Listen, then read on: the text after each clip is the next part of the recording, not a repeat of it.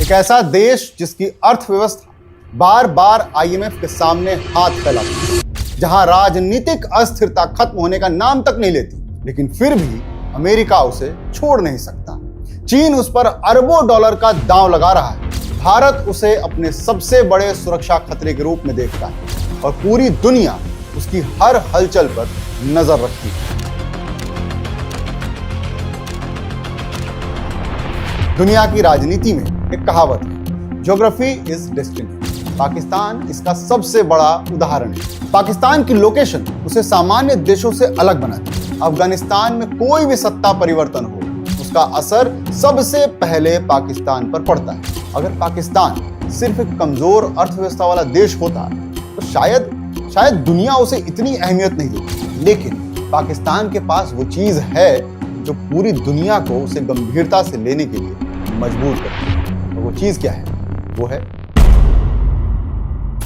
कल्पना कीजिए एक ऐसा देश जिसकी अर्थव्यवस्था बार बार आईएमएफ के सामने हाथ फैलाती है, जहां राजनीतिक अस्थिरता खत्म होने का नाम तक नहीं लेती, जहां आतंकवाद, सैन्य तख्तापलट और आर्थिक संकट लगभग रोजमर्रा की खबरें हैं, लेकिन फिर भी अमेरिका उसे छोड़ नहीं सकता।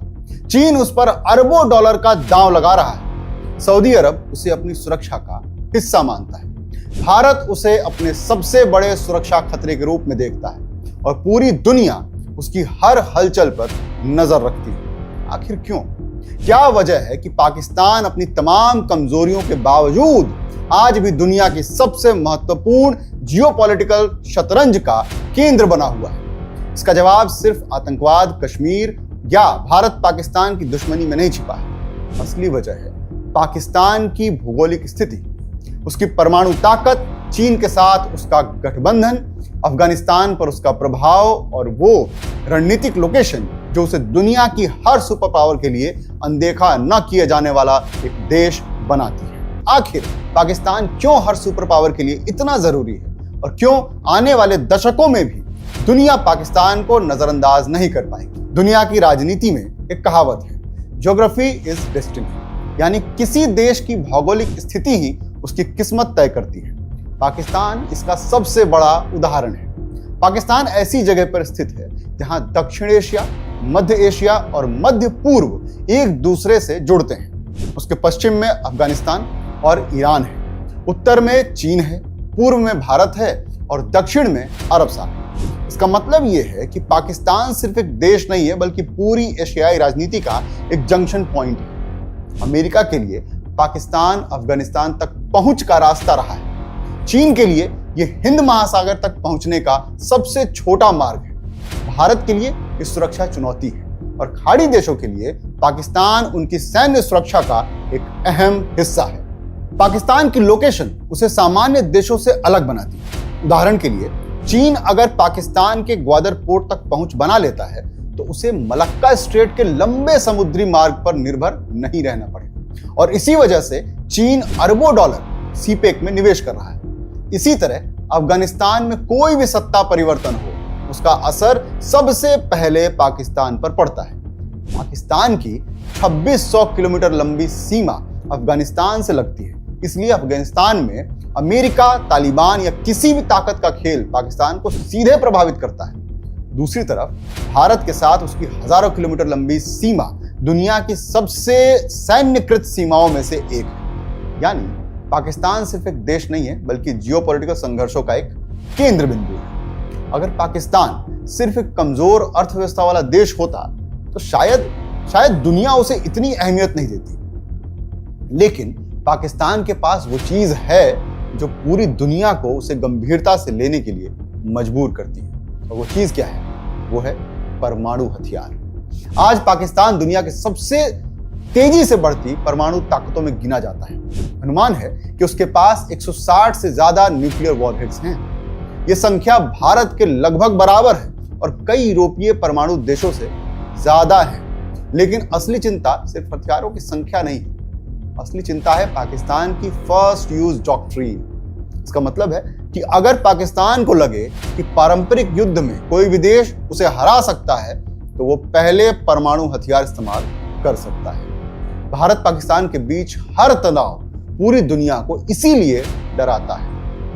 अमेरिका और पश्चिमी देशों के लिए सबसे बड़ा डर यह है कि अगर पाकिस्तान में राजनीतिक अस्थिरता बहुत ज्यादा बढ़ गई तो परमाणु हथियारों की सुरक्षा खतरे में पड़ सकती है। इसलिए वॉशिंगटन पाकिस्तान से नाराज होने के बावजूद उससे रिश्ता नहीं तोड़ता, क्योंकि दुनिया जानती थी कि एक परमाणु शक्ति को नजरअंदाज करना संभव नहीं है। यही पाकिस्तान की सबसे बड़ी रणनीतिक ताकत है। उसकी अर्थव्यवस्था कमजोर हो सकती है, लेकिन उसके परमाणु हथियार उसे टू इंपॉर्टेंट टू इग्नोर बना देते हैं। अगर आज किसी एक देश ने पाकिस्तान पर सबसे बड़ा दांव लगाया है तो वो है चीन, और इस रिश्ते का सबसे बड़ा प्रतीक है सीपेक यानी चाइना पाकिस्तान इकोनॉमिक कॉरिडोर।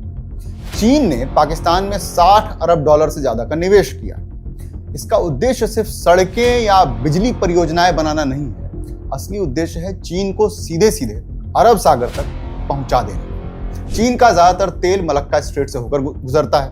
यह समुद्री रास्ता अमेरिका की नौसेना के प्रभाव में है। अगर कभी अमेरिका चीन युद्ध जैसी स्थिति बनी तो अमेरिका इस रास्ते को ब्लॉक कर देगा।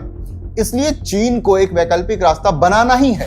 पाकिस्तान ने उसे वही रास्ता दे दिया। सीपेक के जरिए पाकिस्तान का शिनजियांग प्रांत सीधे सीधे ग्वादर पोर्ट से जुड़ जाता है। इसका मतलब चीन अब हिंद महासागर तक पहुंच सकता है आराम से।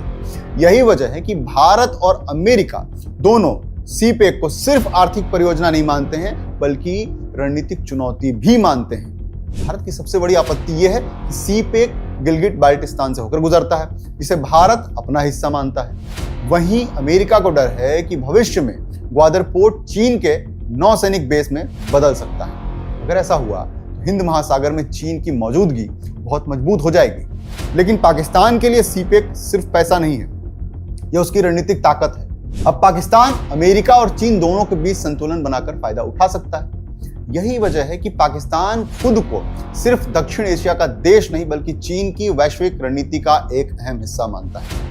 अमेरिका और पाकिस्तान का रिश्ता दुनिया के सबसे जटिल रिश्तों में गिना जाता है। दोनों देशों ने एक दूसरे का इस्तेमाल भी खूब किया और एक दूसरे पर भरोसा भी कभी पूरी तरह से नहीं कर पाए। शीत युद्ध के दौरान, कोल्ड वॉर जब हो रहा था, पाकिस्तान अमेरिका का करीबी सहयोगी रहा। उसने सिएटो और सेंटो यानी CSEATO और CENTO जैसे अमेरिकी गठबंधनों में हिस्सा लिया।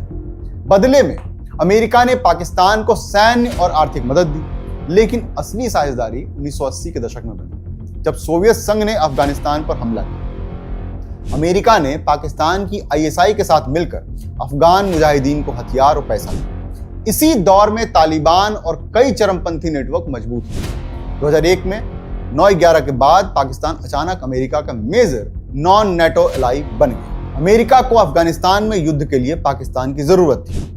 अगले कुछ वर्षों में अमेरिका ने पाकिस्तान को $33 अरब से ज्यादा सहायता दी। अमेरिका जानता है कि अगर पाकिस्तान पूरी तरह चीन के प्रभाव में चला गया तो दक्षिण एशिया में शक्ति संतुलन बदल जाएगा। यानी यह रिश्ता भरोसे पर नहीं, मजबूरी पर भी टिका हुआ है।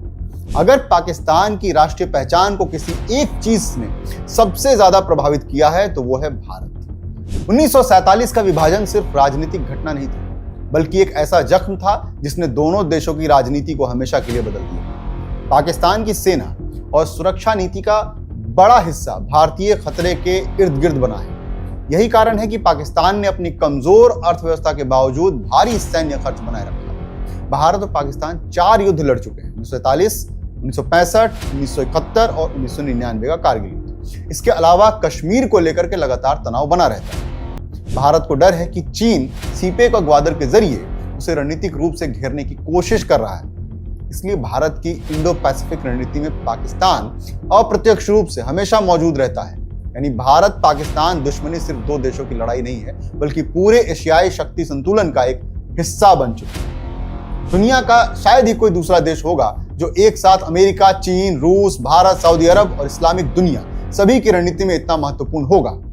अमेरिका पाकिस्तान को परमाणु सुरक्षा, आतंकवाद और चीन के संदर्भ में देखता है। चीन पाकिस्तान को अपने बेल्ट एंड रोड इनिशिएटिव का सबसे महत्वपूर्ण केंद्र मानता है। भारत पाकिस्तान को अपनी राष्ट्रीय सुरक्षा के सबसे बड़े खतरे में गिनता है। रूस पाकिस्तान के जरिए दक्षिण एशिया और मध्य एशिया में अपना प्रभाव बढ़ाना चाहता है। सऊदी अरब पाकिस्तान को इस्लामिक दुनिया की परमाणु ताकत के रूप में देखता है।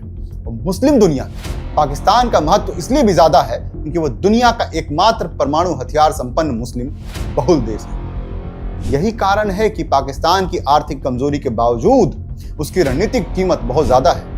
दुनिया की हर बड़ी शक्ति किसी न किसी कारण से पाकिस्तान के साथ रिश्ता बनाए रखना चाहती है, लेकिन पाकिस्तान की खासियत यह भी है कि उसने हमेशा इन ताकतों को एक दूसरे के खिलाफ बैलेंस करने की कोशिश की है। कभी अमेरिका से मदद ली, कभी चीन से निवेश लिया, कभी सऊदी अरब से आर्थिक सहयोग लिया।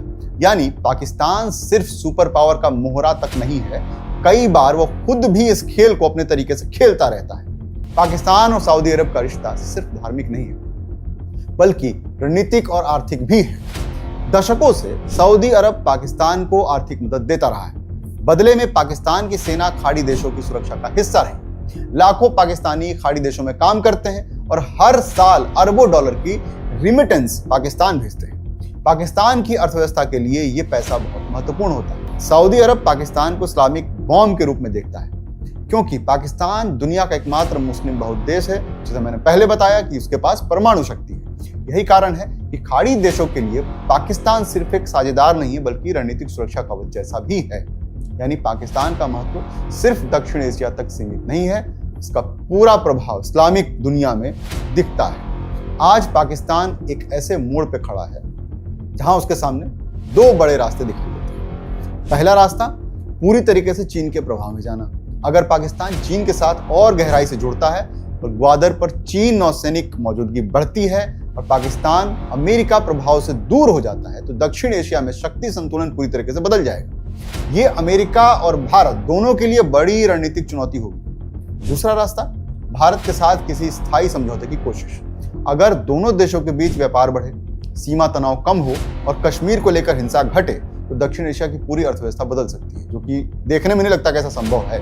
पाकिस्तान अपनी ऊर्जा सैन्य प्रतिस्पर्धा के बजाय शिक्षा, उद्योग और इंफ्रास्ट्रक्चर पर खर्च कर सकता है, लेकिन ये रास्ता आसान नहीं है, क्योंकि पाकिस्तान की राजनीति और सेना लंबे समय से भारतीय खतरे के इर्द गिर्द ही बनी हुई है।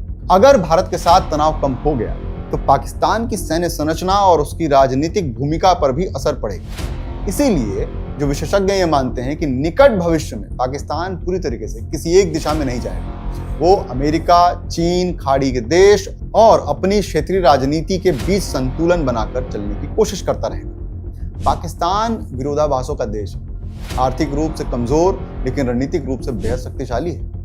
राजनीतिक रूप से अस्थिर है, लेकिन वैश्विक राजनीति केंद्र में है। उसकी सबसे बड़ी ताकत उसकी लोकेशन है। उसके परमाणु हथियार उसे अनदेखा करना असंभव बनाते हैं। चीन के लिए वो हिंद महासागर का रास्ता है, अमेरिका के लिए परमाणु सुरक्षा और आतंकवाद से जुड़ा सवाल है, भारत के लिए सुरक्षा की चुनौती है और इस्लामिक देश के लिए एक प्रतीक है। और यही कारण है कि पाकिस्तान बार बार संकटों में फंसने के बावजूद वैश्विक राजनीति में महत्वपूर्ण बना रहता है। असल में पाकिस्तान की सबसे बड़ी ताकत उसकी इंडिस्पेंसिबिलिटी है, यानी दुनिया उसे छोड़ नहीं सकती। और शायद यही वजह है कि पाकिस्तान आने वाले दशकों में भी दुनिया की हर सुपर पावर की रणनीति का हिस्सा बना रहेगा, क्योंकि इस जियोपॉलिटिकल शतरंज में पाकिस्तान ऐसा खिलाड़ी है जिसे कोई भी नजरअंदाज नहीं कर सकता। और अगर कल दुनिया में अमेरिका और चीन के बीच सीधी टक्कर होती है, तो क्या पाकिस्तान उस युद्ध का सबसे बड़ा गेम चेंजर बनेगा?